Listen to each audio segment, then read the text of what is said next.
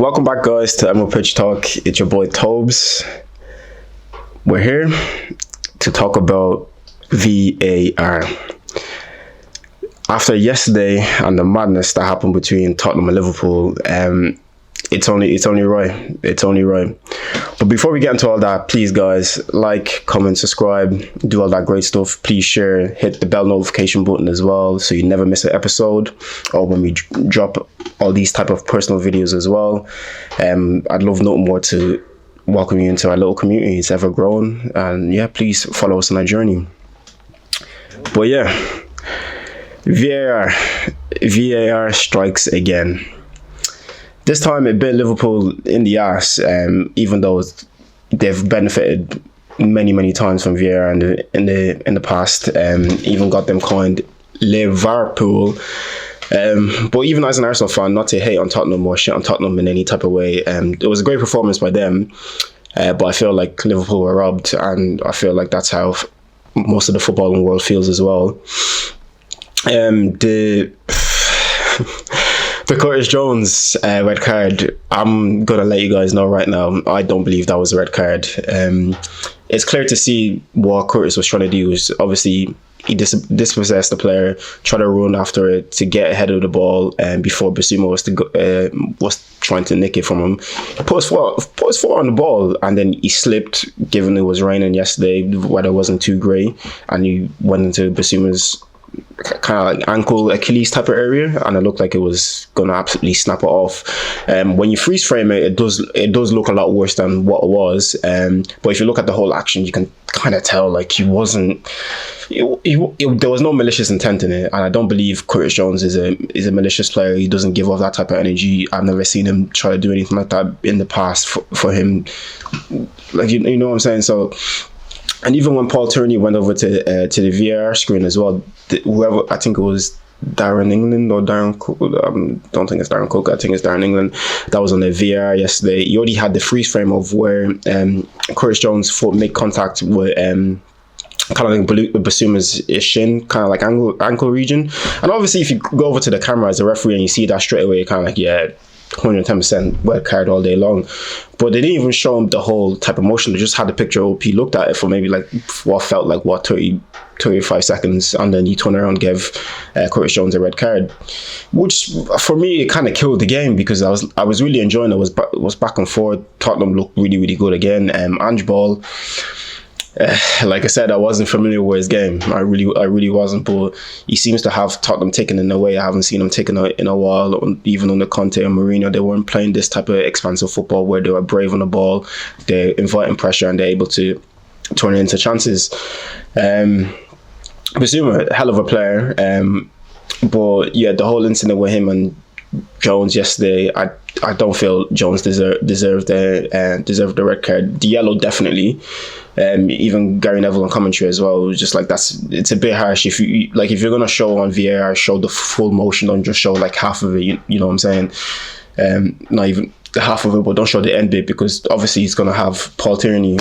I personally don't like this. I don't like this referee. If you watch one of our previous episodes, you can see the hatred from him. I don't like this guy like at all. Him and his bald head. But yeah, if you show him that kind of stuff, obviously he's gonna have to say, yeah, it's a red card, get off the pitch. You know what I'm saying? And that kind of killed the game a little bit. Jota, obviously, the first yellow is a bit.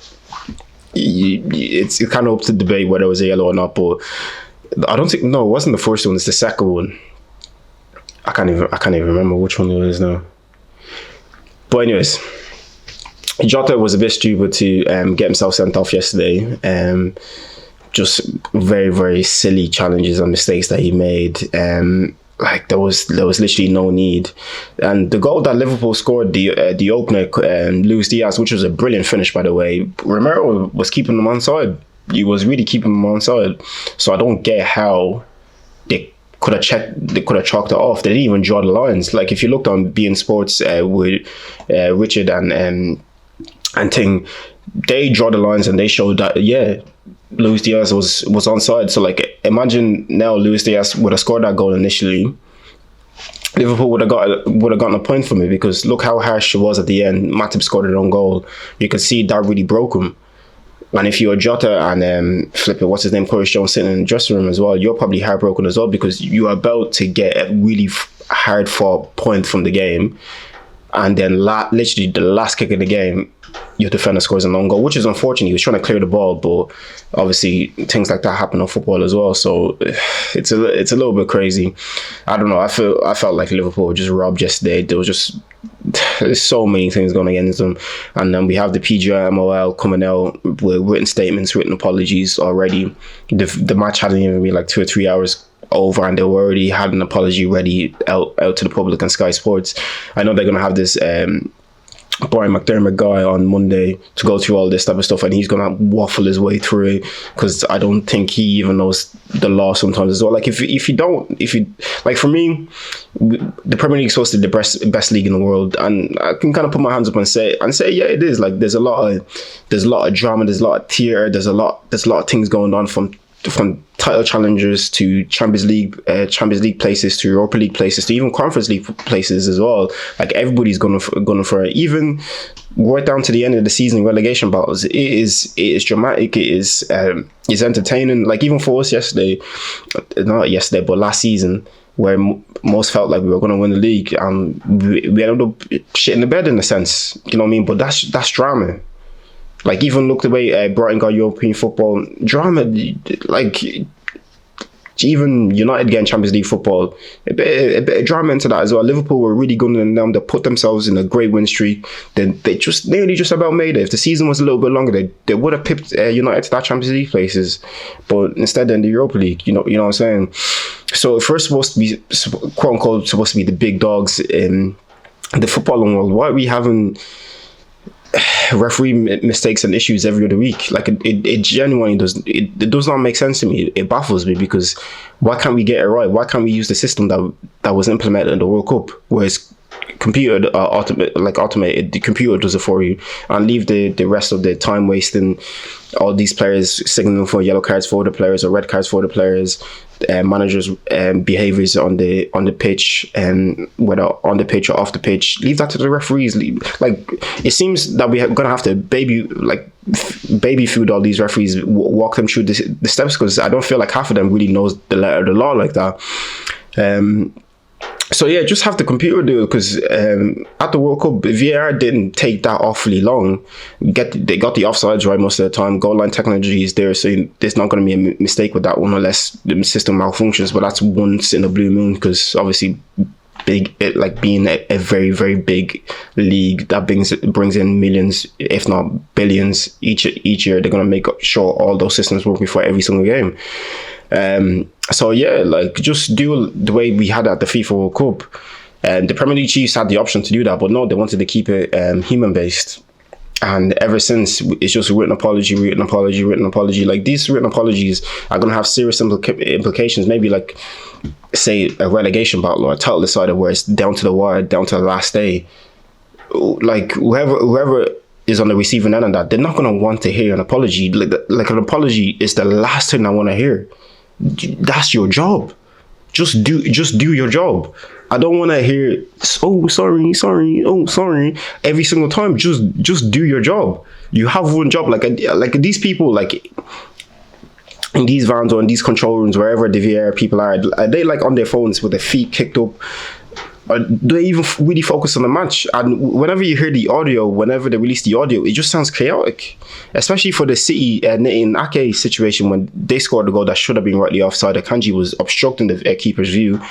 Like, it was just chaotic. Every single time chaotic. Like even for us last season as well, they forgot to draw the lines. You were checking for a foul, and you were checking for an offside, but you forgot to draw the lines. Isn't that the first step of VAR? It doesn't make sense to me. Like, it's just these people are getting away with daylight robbery and just saying sorry.